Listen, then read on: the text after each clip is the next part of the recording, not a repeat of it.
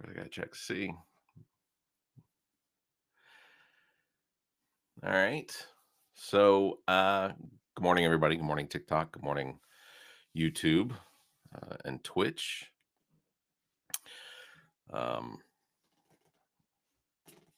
this is the All About Nothing podcast, kind of daily show, where basically I go live in the morning just to chit chat and see how everybody's doing. Maybe just do a quick glance glance over the news. You know, sometimes people want to hear me do it. If you're out there in the world and you're watching and you haven't seen this before, please subscribe to the show. TheAllAboutNothing.com. You can find links to all of our social media and podcast platforms. We're available on all of the major ones. The YouTubes, the our YouTube podcast. I guess it's on YouTube Music now. We're on Apple, Spotify, iHeart, all those podcast platforms. And honestly, if you listen on to the audio of the podcast, you don't watch video. My suggestion, if you have it in you, is to use the Outcast app, um, because I don't know, I like it. I like it better. It allow- Honestly, I think part of it's because it allows me to speed up the the playback up to 3 times, so I get through some of those podcasts real quick. Oh goodness! So it is 2025. Happy New Year to everybody. It's the 2nd of January, and if you're like me and you're on the East Coast of the United States, w- we may be bracing for some seriously cold weather.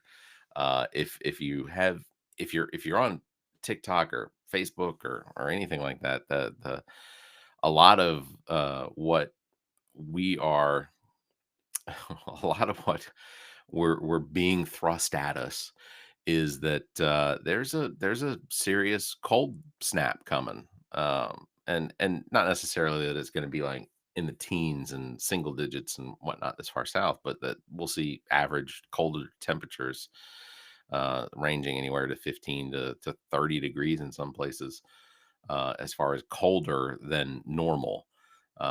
And some of those, I don't know, what do we call them?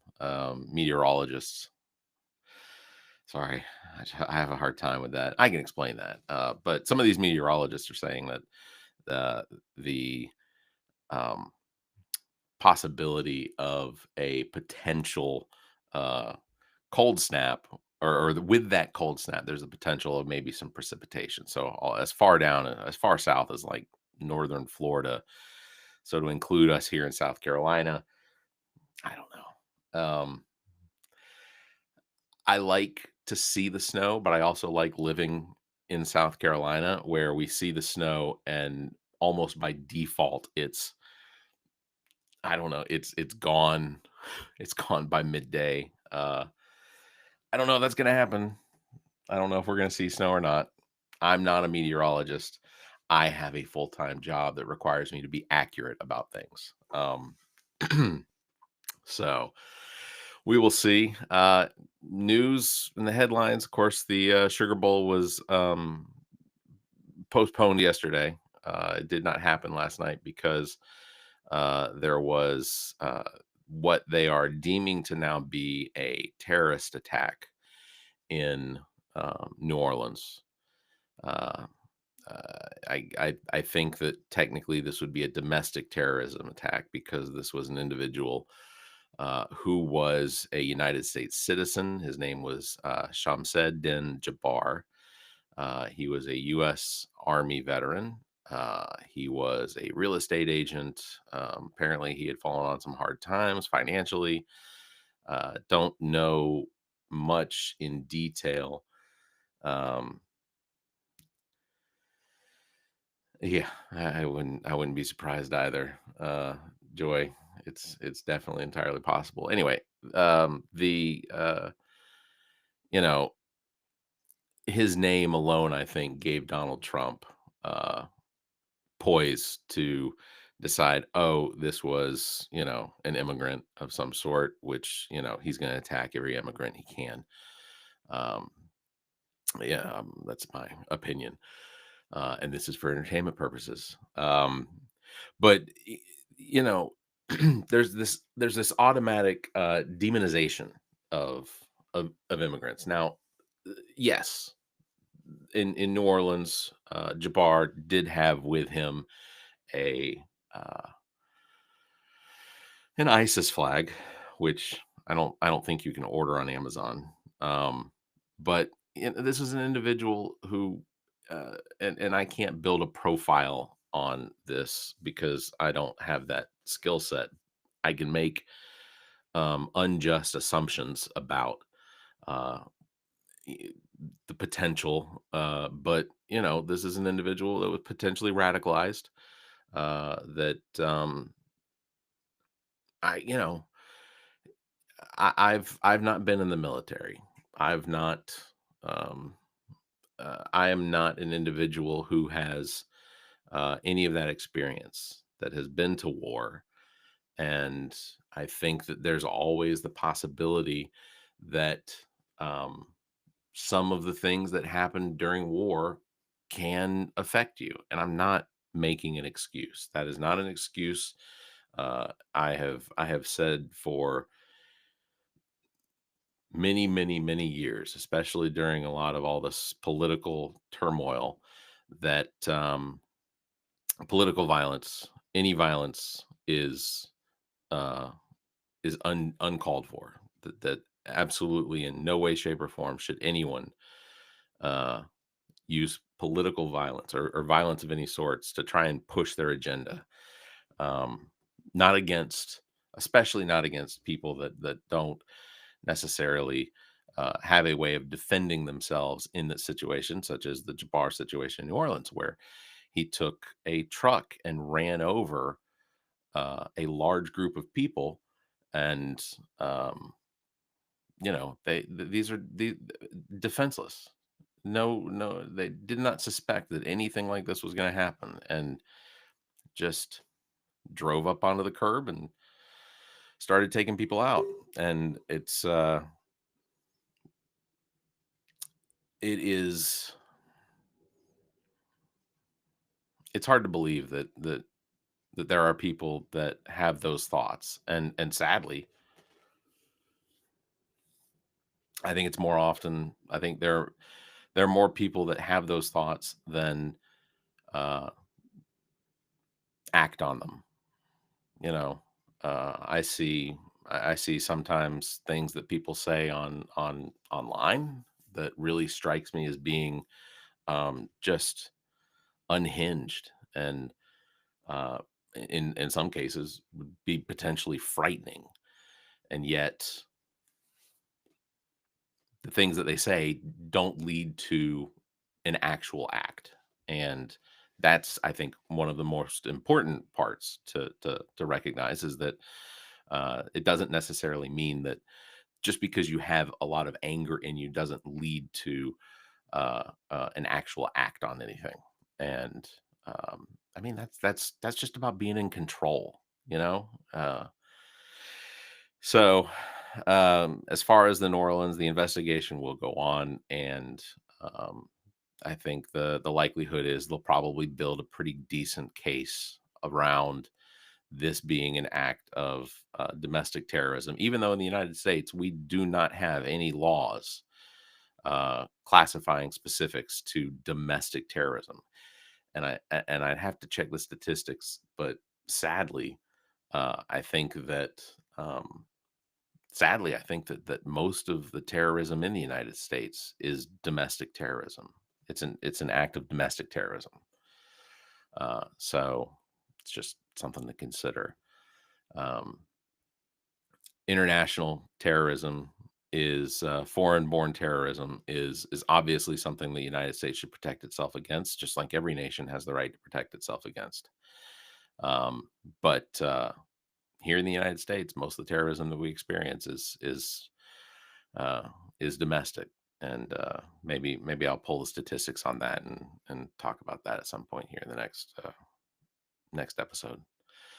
Um, so yeah, so that was the big event from yesterday. Georgia will play Notre Dame tonight in the delayed Sugar Bowl. Um, a lot of my friends have a lot at stake when it comes to this one because they really want to see Georgia make it uh, to the national championship again. I am not of that sort. I don't really care. It's for me. College football ended when Georgia Tech lost in their bowl game, and then South Carolina lost on the 31st in their bowl game. So between those two teams, I'm not worried about it. Now I'm just I'm looking forward to a potential Falcons win this weekend, along with a Tampa Bay loss. Sorry, Tampa. So that the Falcons maybe can make it into the playoffs and sort of reset their season. Because ultimately, it's disappointing to see that there was so much potential with the Falcons, and then for it to just kind of fizzle out like the fuse on a firework that's not connected. So, uh, and then after that, you look forward to baseball. Baseball comes back. So, um, I guess real quick before I wrap this up because I have to get to work. But I appreciate everybody that's been watching on the TikTok here and anybody watching on YouTube. If you're still with me, please do me a favor, check out the All About Nothing podcast. You can find it on any one of your podcast platforms as well. You can go to theallaboutnothing.com. You can find links to our social media. You can follow us on TikTok if you're watching over here on TikTok. Please consider following us. The potential is we've got 17 more days of this before TikTok gets banned. Now, I don't know the technical aspect of everything that happens behind the banning of an app, especially an app that is so ingrained now into our community that I don't know what the outcome will be. I have suspicions that the Supreme Court's going to hear the case on the 10th. They got a very short window. TikTok's representatives and the government's representatives got a very short window into being able to defend both of their sides. And while I am not a fan of banning TikTok, um, if it does happen, then I believe that the information about why it's such a security risk needs to be released. Like we as users of the app, we as citizens in the United States, uh, should be granted all available information about why the decision was made and what it is about the app that makes it so dangerous to the security of the United States. Because if they're not going to tell us that, it looks like that somebody was just out on a I don't know, a campaign to be vengeful. Um, and it's not really who I suspect. Um, and we can get into that again at another point when we do another show. But to me, it doesn't. It I don't see it posing the same sort of threat that uh,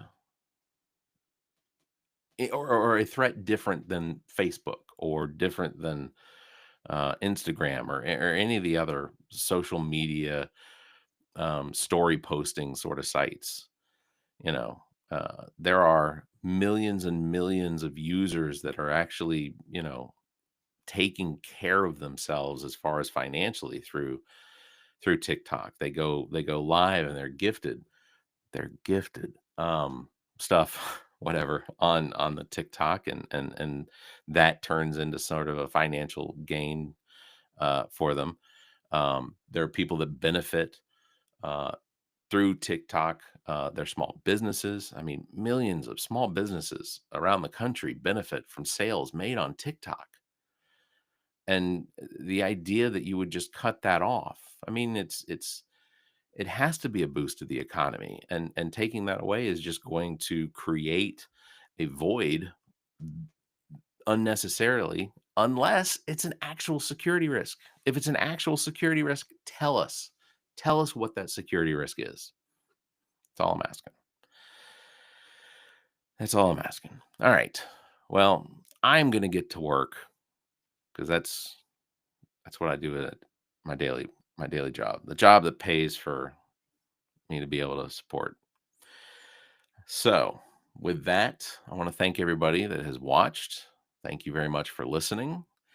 If you've stuck around this long, please again check out the show, the All About Nothing podcast. We are on all of the major podcast platforms. You can find links to all of our social media as well as podcast platforms at theallaboutnothing.com. You can also support the show financially by becoming a member. We have several tiers available to give you early access to shows as well as exclusive content that isn't available to the public. You can do that at members.theallaboutnothing.com, or you can go to theallaboutnothing.com and click on the support link, membership link, sort of. It's a banner, I think. So consider doing that, and please, keep checking us out. Follow us on all of your social media because that's where you get most of our information on a daily basis. We publish clips and things that we thought were funny. We do it for fun. Keeps people engaged. So thank you very much, everybody, for listening, watching. You all have a great January 2nd. Stay warm. I was not expecting it to get down to 29 degrees this morning, so I did not have the heat on in the house, and it got a little cold. I'm having to wear my having to having to wear my wool socks in my office this morning. So thank you, everybody. You all be safe, stay kind. Nope, that's backwards. Stay safe, be kind, and everybody, if you could, just keep your hands to yourself.